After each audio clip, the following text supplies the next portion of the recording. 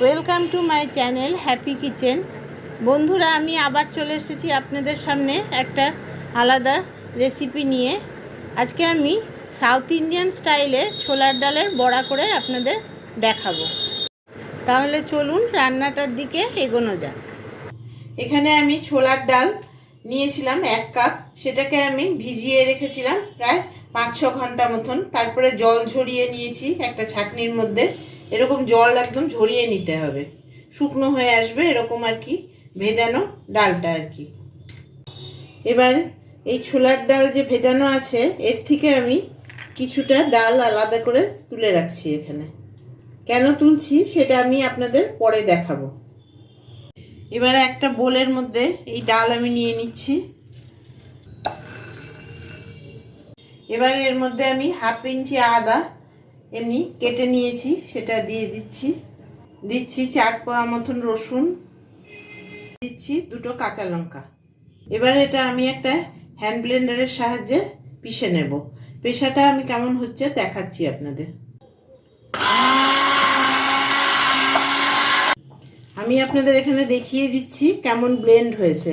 পুরোপুরি কিন্তু ব্লেন্ড হয়নি, আধা খাচড়া মতন হয়েছে।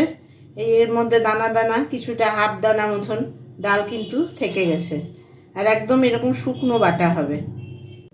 এবার এতে দিয়ে দিচ্ছি আমি চিলি ফ্লেক্স।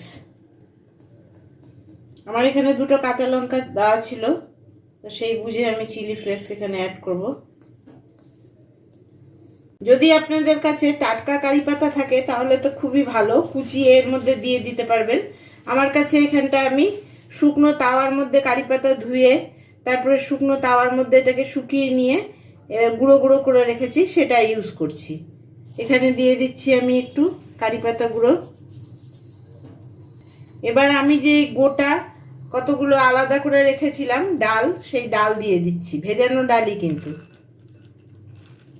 গোটা ডাল দেওয়ার কারণ হচ্ছে গোটা ডালটা মুখে পড়লেও ভালো লাগবে এবং বড়াটা দেখতেও ভালো লাগে। সাউথ ইন্ডিয়ান বড়া সাধারণত এরকম দেখা যায়, বা আমরা মুসুরির ডালের বড়া যদি করি তাতেও কিন্তু ডালটা পুরোপুরি বাটি না, কিছুটা আধা ভাঙা করে রেখে দিই।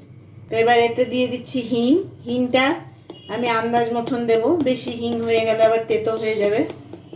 একটা পেঁয়াজ কুচো করে রেখেছিলাম, সেটা দিয়ে দিচ্ছি।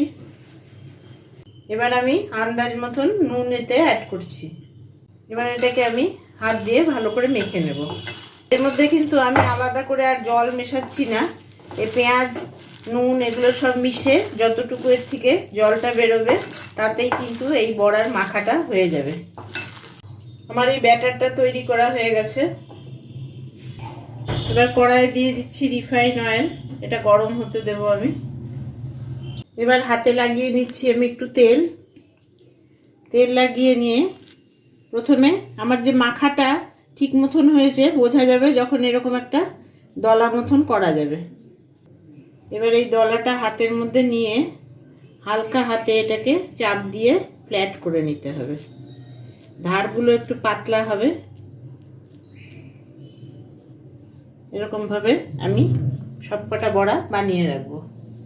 আমার 1 কাপ ডাল ভেজানো হয়েছিল, সেই ডালের থেকে 10টা বড়া আমি তৈরি করে নিয়েছি।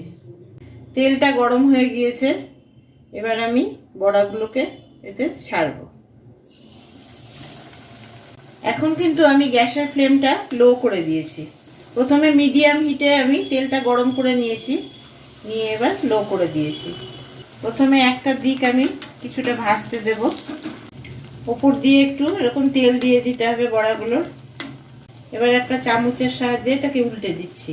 বড়াটা কিন্তু এরকম কম আঁচেই মানে লো টু মিডিয়াম ফ্লেমে ভাজতে হবে, না হলে ওপরটা ক্রিস্পি হয়ে যাবে, ভেতরটা কিন্তু কাঁচা থেকে যাবে। বড়াগুলো ভাজা হয়ে গেছে।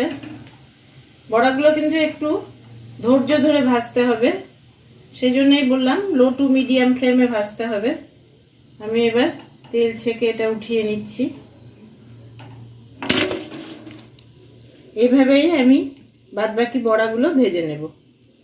বড়াগুলো আমার ভাজা হয়ে গেছে, একটা টিস্যু পেপারের মধ্যে আমি ভেজে রেখেছি। এবার বড়াগুলোকে অন্য একটা প্লেটে আমি এটা প্লেটিং করে নেব। বড়াগুলো একটা প্লেটের মধ্যে সসের সাথে আমি সার্ভ করে নিয়েছি। যদি আপনাদের এই রেসিপিটা ভালো লেগে থাকে তাহলে লাইক, শেয়ার, কমেন্ট এবং সাবস্ক্রাইব করতে ভুলবেন না। দেখা হচ্ছে পরের ভিডিওতে। Thank you.